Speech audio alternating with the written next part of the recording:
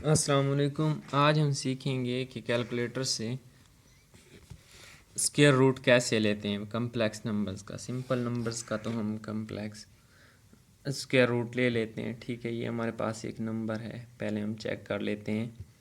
ये पहले सबसे पहले क्या करना है, हमने कैलकुलेटर को कम्प्लेक्स मोड में लाना है। ठीक है, मोड के साथ 2 प्रेस करना है तो ये कम्प्लेक्स मोड में आ गया। ठीक है, तो ये हम 16 + 5 ये ENG प्रेस करेंगे तो आयोटा लिखेगा, तो ये हमें मैथ एरर देता है। ठीक है, इस तरह हम इसका वो फाइंड आउट नहीं कर सकते। ठीक है, तो मैं कम्प्लेक्स नंबर्स के बारे में कुछ और बता देता हूँ कि उनको पहले मल्टीप्लाई कैसे करते हैं। ठीक है, ये 2 + 3 आयोटा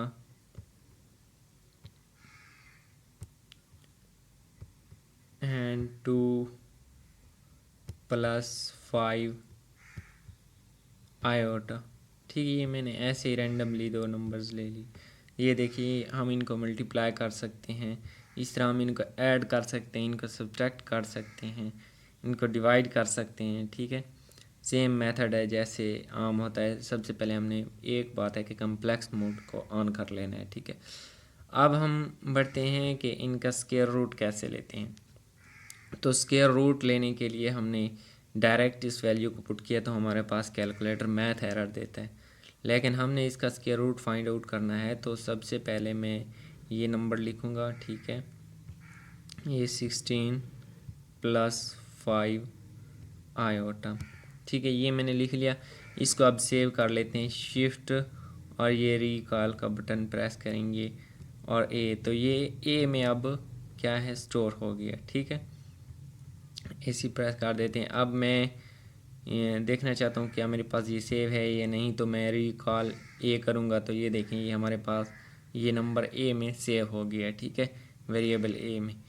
तो अब हमने इसका स्क्वायर रूट फाइंड आउट करना है। सबसे पहले हमने स्क्वायर रूट लगाना है कैलकुलेटर में। ठीक है, उसके बाद इस रकम का मैग्नीट्यूड। ठीक है, तो यहाँ पे मैं रिकॉल ए सेट करूँगा तो ये हमारे पास स्क्वायर रूट में उसका मैग्नीट्यूड आ गया। ठीक है, फिर स्क्वायर रूट के बाहर जाना है, वहाँ पे एंगल लिखना है। ठीक है, एंगल से हमारे पास शिफ्ट के साथ ये वाला बटन प्रेस करेंगे तो ये हमारे पास एंगल दिखाएगा। ठीक है, ये एंगल है।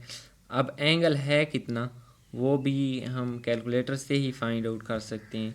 हमने सबसे पहले शिफ्ट प्रेस करना है, शिफ्ट के बाद 2 प्रेस करेंगे तो ये जो आर्गूमेंट लिखा हुआ है ये हमारे पास एंगल होता है। ठीक है, आर्गूमेंट ऑफ, यहाँ से रिकॉल ए कर लेते हैं, argument of A divided by 2, divided by 2 करना है तो और ब्रैकेट को क्लोज कर देना है तो इक्वल टू प्रेस करेंगे, ये हमारे पास क्या है, उसका स्क्वायर रूट आ जाएगा। ठीक है, ये हमने एस और डी प्रेस करने से जो हमारे पास रियल पार्ट है वो ऊपर चला जाएगा और इमेजिनरी पार्ट नीचे आ जाएगा। ठीक है, तो ये था हमारे पास कि हम स्क्वायर रूट कैसे फाइंड आउट करते हैं। और मज़ीद वीडियोस देखने के लिए मेरा चैनल सब्सक्राइब कर लें और मुझे सपोर्ट करें। अल्लाह हाफिज़।